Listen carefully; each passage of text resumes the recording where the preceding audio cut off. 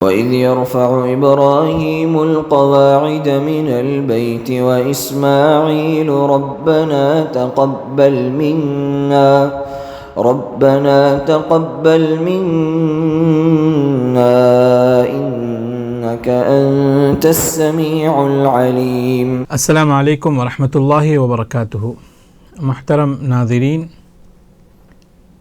Studio اسلام channel میں آپ کا استقبال ہے۔ اہلاً و سہلاً و مرحبا۔ بسم اللہ الرحمن الرحیم، الحمدللہ والصلاة والسلام علی رسول اللہ، اما بعد۔ قال النبی صلی اللہ علیہ وسلم: من بنا للہ مسجدا بنا اللہ لہ بیتا فی الجنہ۔ محترم حضرات، ابھی ہم ایک نیا سیریز شروع کرنے والے ہیں جس کا عنوان ہے وہ اعمال صالحہ جن سے جنت میں گھر مل سکتا ہے۔ محترم حضرات، اسلام اپنے ماننے والوں کو اعمال صالحہ کی ترغیب دیتا ہے،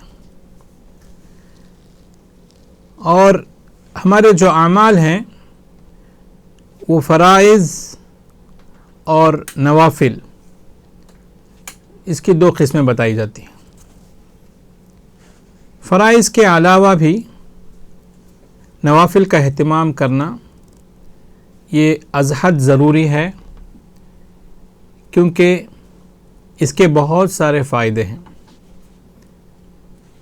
پہلا فائدہ یہ ہے کہ ہمارے فرائض میں جو کمی اور کوتاہی ہوتی ہے اس کا ازالہ ان نوافل سے ہو جاتا ہے، اور اس کا دوسرا فائدہ یہ ہے کہ اللہ کی قربت حاصل ہوتی ہے۔ یعنی ایک انسان فرائض کے بعد جب نوافل کا اہتمام کرتا ہے تو اللہ کی قربت اسے حاصل ہوتی ہے، اللہ کی مدد اسے شامل حال ہوتی ہے، اور اتنا ہی نہیں بلکہ اس کے درجات بلند کیے جاتے ہیں، انہیں خوشخبری سنائی جاتی ہے۔ تو کون سے وہ اعمال ہیں جن کے ذریعے سے ہم آسانی کے ساتھ جنت میں اپنا گھر بنا سکتے ہیں؟ تو چلیے،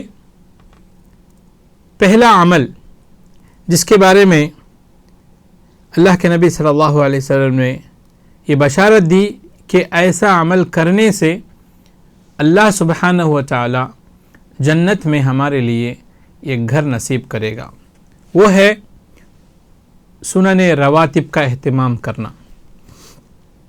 سنن رواتب کیا ہیں؟ سنن رواتب کس کو کہا جاتا ہے؟ حدیث میں آتا ہے، عن ام حبیبۃ رضی اللہ عنہا تقول سمعت رسول اللہ صلی اللہ علیہ وسلم یقول من صلی 12 رکعۃ فی یوم ولیلۃ بنی لہ بہن بیت فی الجنہ۔ ام حبیبہ رضی اللہ عنہا جو نبی کریم صلی اللہ علیہ وسلم کی زوجہ مطہرہ ہیں، روایت کرتی ہیں کہ میں نے اللہ کے رسول صلی اللہ علیہ وسلم کو فرماتے ہوئے سنا کہ جو شخص روزانہ 12 رکعت نماز بطور نفل ادا کرتا ہے فرض نمازوں کے علاوہ، تو اس کے لیے جنت میں ایک گھر بنایا جائے گا۔ اور ام حبیبہ رضی اللہ عنہ یہ بھی بیان کرتی ہیں کہ جب سے میں نے رسول اللہ صلی اللہ علیہ وسلم کی حدیث سنی ہے اس وقت سے برابر 12 رکعت سنن رواتب میں پڑھتی چلی آ رہی ہوں۔ یہ حدیث صحیح مسلم میں موجود ہے۔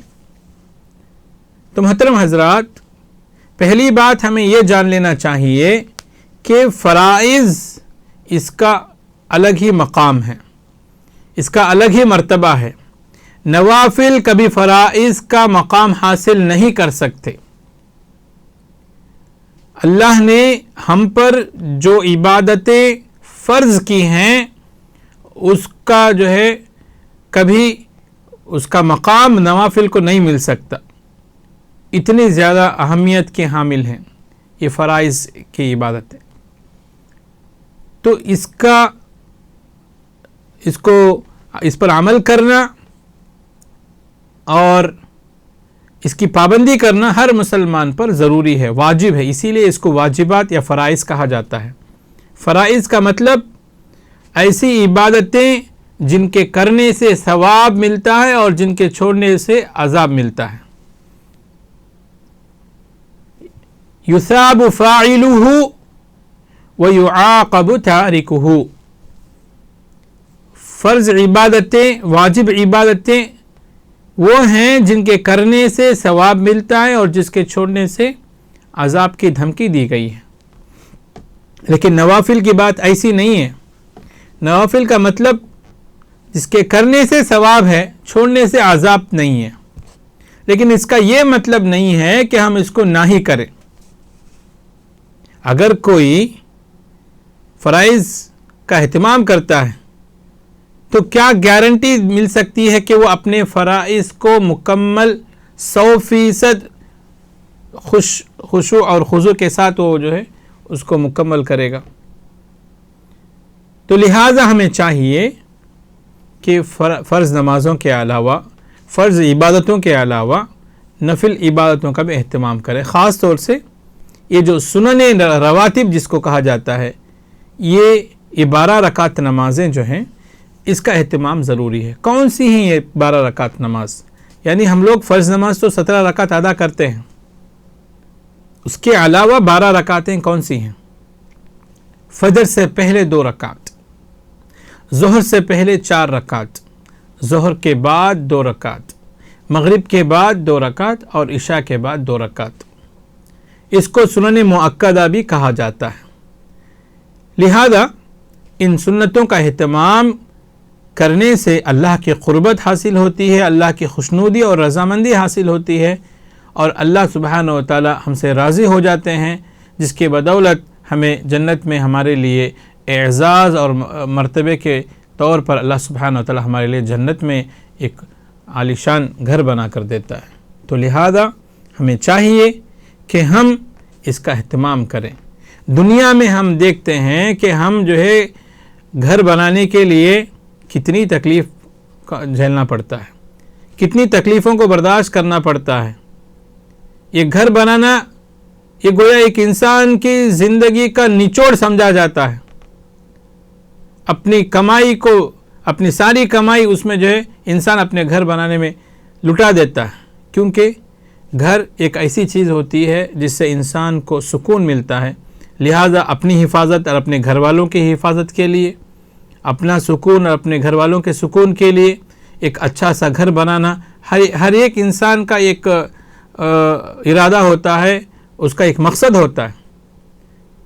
تو دنیا میں گھر بنانے کے لیے ہم اتنی تکلیف پڑتے ہیں، اتنی پریشانیاں جھیلنے پڑتی ہیں ہم کو، ساری پریشانیوں کے باوجود ہم جو ہے کوشش کرتے ہیں کہ ایک گھر بنا لیتے ہیں کسی نہ کسی طرح سے۔